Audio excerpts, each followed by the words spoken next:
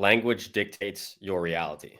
Like the words you use and the cluster of words you use to describe your reality, to describe yourself and to describe your life is determining the kind of physical reality that you experience.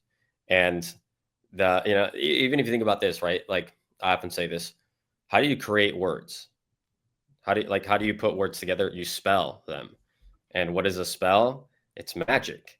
And so literally every word that you speak about your reality is literal magic. And that's the first point you said about some of those things that maybe they're like slight comments or whatever. And I think I know exactly what you're referring to. Like a lot of times when people are so plugged into the system, they say words to you, maybe as a joke, maybe they're being sarcastic, but they're actually disempowering you. For example, let's say you're going after your goals and dreams and you want to do something different, maybe start a business, maybe get on social media. I had a conversation with a guy, with the gentleman that I mentioned before we hit play on this.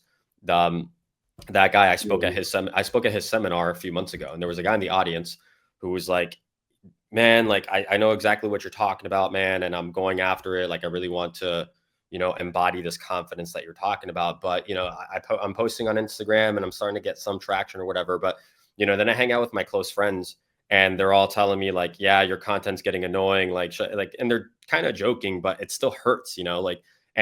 What I told them, I'm like, bro, those aren't your real friends. Like, I'm sure you guys have like some commonalities, maybe a common past and whatnot. But also, look, at the end of the day, a common past doesn't equal a common future, And I'm not the type of person that's like, fuck all your friends, like like like go on a tear.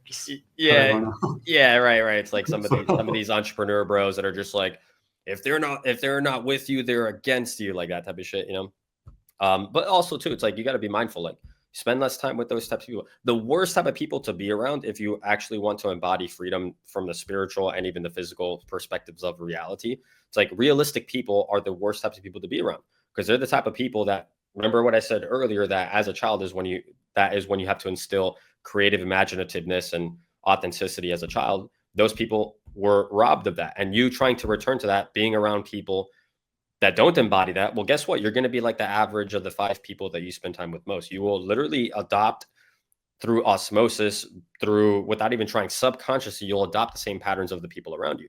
It's like, and so if they're disempowering you by saying, oh, that's unrealistic. Oh, no, you can't do that. Oh, just go do the safe thing. Oh, the content's getting annoying. You shouldn't be doing that anymore. Oh, that thing is really risky. You're probably going to fail. Why even try to do it? Oh, no, you shouldn't go approach that girl. She's way out of your league. Oh, no, you shouldn't start going to the gym. Who do you think you are? Arnold Schwarzenegger, like anything like that. It's like, you have to eliminate that out of your entire awareness, out of your entire perspective of reality. Why is this the case? Well, it's because if you understand, like, we'll tie this in with language. If you understand like manifestation, right? When you manifest something, when you manifest a greater reality for yourself, it's not the affirmation of the word of like, I am wealthy, I am confident, I am beautiful, like that. I've never been an advocate for affirmations, because I know exactly what you're talking about, where you tell yourself like, I am rich, I am confident, and like you say that till you're blue in the face in the mirror, and then you look at your life and I'm like, oh shit, I have like $10 in my bank account. Oh shit, like I can't even like put sentences together, And so affirmations, a lot of times, it creates a cognitive dissonance, which is disconnecting. Cognitive dissonance is it's essentially there's a disconnect between what you're saying to yourself and what you're actually experiencing, which creates a bigger gap. When if you were just honest with yourself, like, yeah, I don't have money right now. My intention and my goal is I want to manifest a greater reality for myself. And right now I ain't living it. That's okay. And the reason that that's okay is because if you understand even how like reality is broken down into 3 layers. There's a physical reality, which is what you observe with your senses, like your present circumstances. There's the mental plane, where the thoughts that you're thinking, and then there's the spiritual plane, which is your vibrational frequency. And when you start to say these words to yourself, you're trying to force your physical reality to conform to a word or a thought. But the thing is, you haven't made the change in your vibrational frequency, which is a construct of the beliefs you hold to be true about your reality, how you think and feel about yourself, your emotional mastery.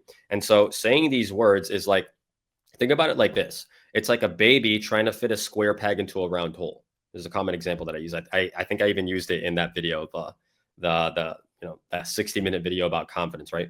When a baby is trying to put a square block into a round hole, it's like, so you have a square block, and it's like jamming it in, and then it's like the baby gets frustrated. It's like, well, like it doesn't fucking work, like the baby gets frustrated. It's like throws it on the ground, throws a little tantrum, right? But if that baby was a little bit wiser, and when it does get a little bit wiser, it can take a step back and realize, oh shit, there's a square hole right next to the round hole. And then it easily places it in. Reality is very much the same way. And so you're here like, I am rich, I am wealthy, all blah, blah, blah, blah, blah, right? But your mind, the deeper layer of yourself, your vibrational frequency, your subconscious mind doesn't actually believe it. And so a lot of this revolves around the beliefs you hold to be true about your reality. And over time, you can reprogram your subconscious mind by changing the verbiage of the words that you use to describe your reality. And if you are still around people that are disempowering you, it's like literally stealing energy out of your vibrational frequency, and it keeps you in a low vibration. This is why I'm an advocate for changing your environment, right? If you don't like your environment, figure out, like, just get really resourceful, get really creative, and go to an environment that actually supports you at your best, that actually supports you in your freedom.